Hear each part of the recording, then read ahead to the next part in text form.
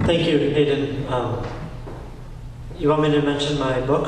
Why not? Okay. Well, in February 2016, my first full-length book came out. It's called Life's Jejune Halls, or Thoughts on the Shuttering of the Generational Chassis.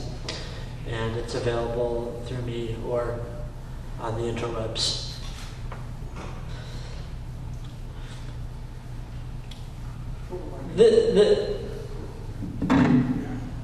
I'm going to read one poem, and I think it's pretty safe to say that it's probably the most pretentious poem I've ever written. Civilization in Darkness, an opera. One eventide overture. My jacket is spangled in medals, earned as a veteran of cerebral war. Terrified of the world outside my window, I crawl beneath the covers and pray to the dust mites to be able to close my eyes and live once more within the fog that has descended upon the land by will of the queen of earthly delusions. Once more, I have blackmailed myself. Death peeks out from beneath the bedsheets and expunges my name from the document that has bequeathed me the land of my ancestors. To the overpass, curtain up. Like lambs being led to the gas chamber in lieu of a quantum slaughterhouse, we must give a firm embrace, bidding goodbye to beauty as we know it.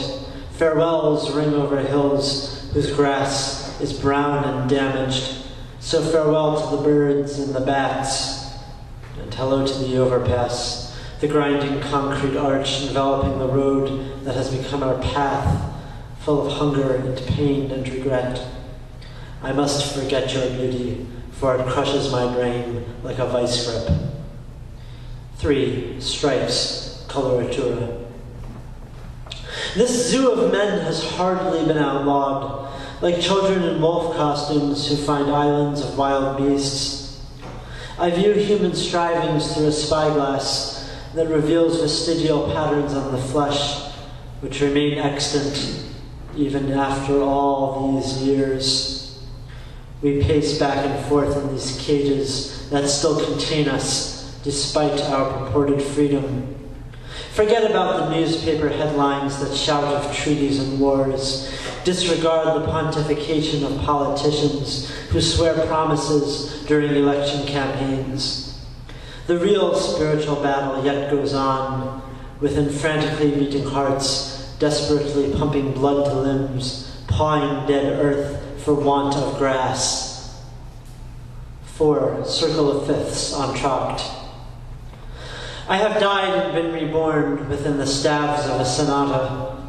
My calendar is now filled with appoggiaturas and secondary dominants that deceive the ear, much to the protestation of brainwaves that have predicted closure in vain. I follow glissando into the void between treble and bass, where demons breed offspring beneath the piano wires.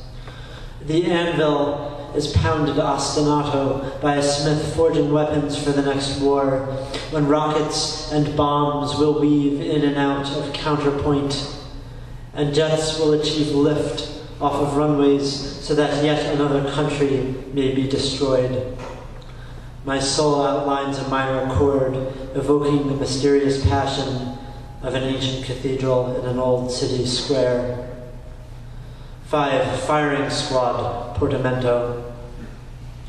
Naive scientists chuckle between themselves while brewing poisonous potions.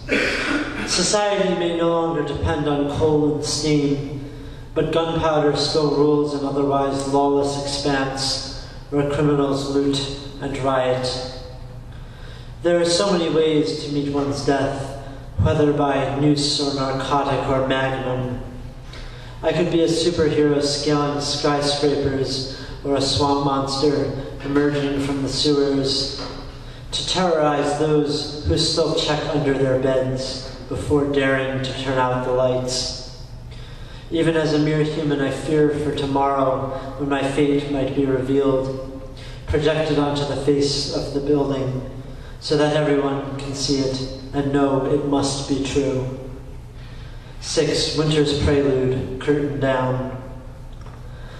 October appears at the door, casting its shadow beneath the candelabra. Try as we might, we may never escape from the claw that stalks us, even as we change our names and addresses and disguise our faces with masks. There is a monastery filled with statues of our forebears, martyrs and saints who sacrificed euphoria for peace in the hearts of their descendants. It is only a matter of time before the air will turn frozen and force us into hibernacula. This is the terminus of the highway of life. The coming of spring seems like the wildest fantasy, but we must muster belief with all our might so that we may someday emerge. 7. Morrow, ovation. The world comes into focus. I force myself out of bed and onto the morning canvas that is spattered with green and blue paint. The birds hold secrets that they sing in code out to the great cipher machine of the sky. Indian summer has stolen the color from the leaves, even without drought. They simply give up and fall to the hardening ground. The day is full of possibilities, so long as one's errands are not so covert as to require cover of darkness. In this way, the secret of night conceals itself within caves and grottos, until it is time for it to escape once more and shroud the landscape in Cimmerian obscurity.